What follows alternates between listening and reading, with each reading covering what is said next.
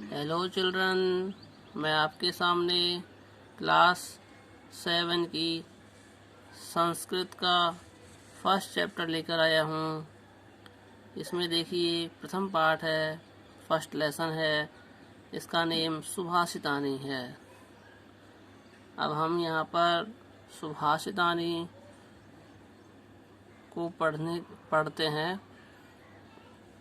इसका हिंदी ट्रांसलेशन करते हैं, जो कि सबसे पहले देखो सुभाषितानी शब्द कैसे बना। तो सु उपसर्ग है, भाष धातु है और इक्तः प्रत्यय। सुभाष इक्तः प्रत्यय है। इससे बनता है सुभाषित। सुभाषित। फिर जब सुभाषित को नपुंसकलिंग प्रथमा बहुवचन से मिलाते हैं या इसका प्रयोग करते हैं तो निष्पन्न होता है सुभाषितानी। जैसे फलम फले फलानी, फल के रूप चलते हैं, वैसे ही सुभाषित के रूप चलते हैं। सुभाषितम, सुभाषिते, सुभाषितानी। अब अर्थ की बात करें तो देखिए सुभाषितानी का अर्थ है सुंदर वचन या अच्छे वचन। आपकी बुक का फर्स्ट चैप्टर, उसका फर्स्ट श्लोक है पृथिव्याम त्रीणि रत्नानि। मैंने यहाँ पर एक एक वर्ड का हिंदी ट्रांसलेशन दिया हुआ है। श्लोक नहीं लिख करके हिंदी ट्रांसलेशन के आधार पर ही मैंने श्लोक को लिखा है। यहाँ देखिए फर्स्ट लेटर जो है, यहाँ फर्स्ट शब्द है वो संस्कृत में है, श्लोक का है। उसके तुरंत बाद यहाँ पर इसका हिंदी अर्थ है। देखो श्लोक है पृथिव्याम त्रीणि रत्नानि, जलम अन्नम सुभाषितम। मूढ़ै पाषाण खंडेषु रत्न संज्ञा विधीयते। ये पूरा श्लोक हो गया। अब इसका हिंदी अर्थ करते हैं एक एक का। पृथिव्याम, पृथ्वी पर, त्रीणि तीन, रत्नानि रत्न माने गए हैं। पहला जल, अन्नम यानी अन्न अनाज, और सुभाषितम यानी अच्छे या सुंदर वचन। लेकिन मूढ़ई मूर्ख लोग तो पाषाण खंडेषु पत्थर के टुकड़ों को, पत्थर के टुकड़े मीन्स मोती, हीरे मोती जवाहरात आदि, मणिमाणिक मोती या हीरे मोती जवाहरात आदि को ही रत्न संज्ञा यानी रत्नों की संज्ञा विधीयते यानी देते हैं या समझते हैं। मूर्ख लोग जो हैं वो पत्थर के टुकड़ों को ही रत्न मानते हैं या रत्नों की संज्ञा देते हैं। लेकिन वास्तव में जो रत्न हैं वो कौन कौन से हैं? जल है, अन्न है और अच्छे वचन या सुंदर वचन हैं। इन्हें ही माना गया है। श्लोक नंबर 2 भी इस प्रकार से ही है। यहाँ देखा सत्येन, सत्य से या सत्य के द्वारा ही, धार्यते धारण किया जाता है पृथ्वी को, सत्य से तपते यानी जलता है या तपता रहता है रवि यानी सूर्य। सत्येन वाति, सत्य से ही वाति यानी बहती है, वायु यानी हवा। चैनी और, कहने का मतलब सत्य से ही वायु और हवा बहती है। देखिए टोटल इसका हिंदी अनुवाद किया जाए तो सत्य द्वारा ही पृथ्वी को धारण किया जाता है। सत्य से ही सूर्य जलता रहता है, तपता रहता है।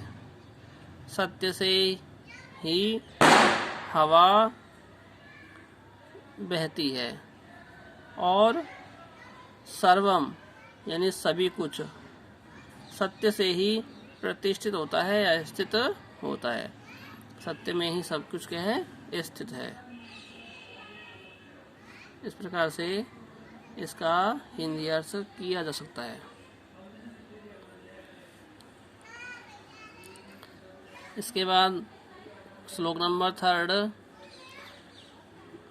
दाने दान देने में, तपसी तपस्या करने में,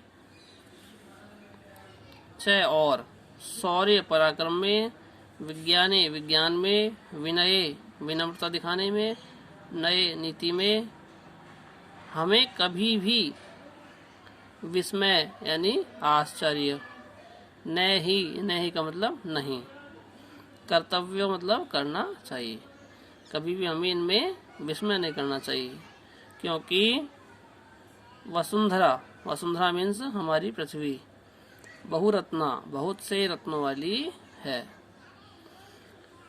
श्लोक नंबर 4 दे रखा है, इसमें सद्भिर एवं साहसित है।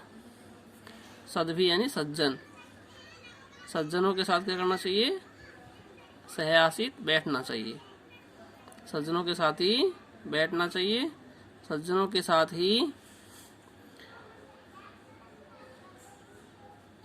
साथ ही हमें अच्छी संगति करनी चाहिए। संगति में यानी संगति, कुर्वीत यानी करनी चाहिए। सद्भि सज्जनों के साथ ही, अब देखो आगे क्या कहा इसने, सज्जनों से ही विवाद या झगड़ा कर लेना चाहिए और मित्रता भी उन्हीं के साथ में करनी चाहिए। तथा लेकिन न असद्भि यानी असज्जन लोग यानी दुष्ट लोगों के साथ किंचित यानी किसी भी प्रकार का आचरण न यानी नहीं करना चाहिए। सज्जनों के साथ ही सब कुछ करना चाहिए, असज्जन व्यक्तियों के साथ कुछ भी आचरण नहीं करना चाहिए। श्लोक नंबर 5, धन्य धान प्रयोगेषु धन और धान्य यानी अनाज के प्रयोग करने में, विद्या को संग्रह यानी इकट्ठा करने में, अर्जित करने में, आहारे भोजन करने में, व्यवहार करने में, बोलचाल में, त्यक्त लज्जा जिसने शर्म छोड़ दी है, यहाँ शर्म इधर दे रखा है, शर्म जिसने शर्म करना छोड़ दिया है या शर्म को छोड़ देने वाला है, वही सुखी यानी सुखी भवेत यानी होता है, वही सुखी होता है। यानी इन सब चीजों में हमको लज्जा नहीं करनी चाहिए, शर्म नहीं करनी चाहिए। लास्ट वाला श्लोक है, क्षमावसी क्षमा रूपी शब्द के वश में। क्षमा क्या है, एक शब्द है, जैसे हम कहते हैं माफ करना, क्षमा मीन्स माफ करना। तो क्षमा रूपी जो शब्द है उसके वश में, कृति यानी किए गए, लोके यानी इस संसार में, क्षमा रूपी शब्द के द्वारा, किम यानी क्या, न यानी नहीं, साध्यते सिद्ध हो सकता है। ऐसी कौन सी चीज है, ऐसा कौन सा काम है जो इस क्षमा के द्वारा सिद्ध नहीं हो सकता है। कहने का तात्पर्य यहाँ है, ये कहा गया है कि शांति खड्गे, शांति रूपी तलवार,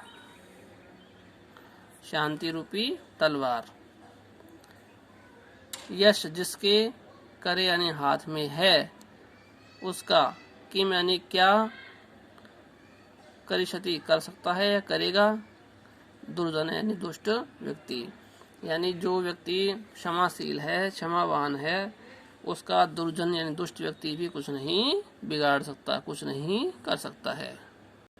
इस प्रकार से आपका ये फर्स्ट चैप्टर कंप्लीट हुआ। इसको आप पढ़ें, इसके बाद में इसकी एक्सरसाइज अगले वीडियो में डाल दूंगा, जिससे आपको सरलता हो सके। पढ़ाई से संबंधित इन वीडियोस को आप मेरे चैनल ई लर्निंग पर भी देख सकते हैं, यूट्यूब पर। Thank you.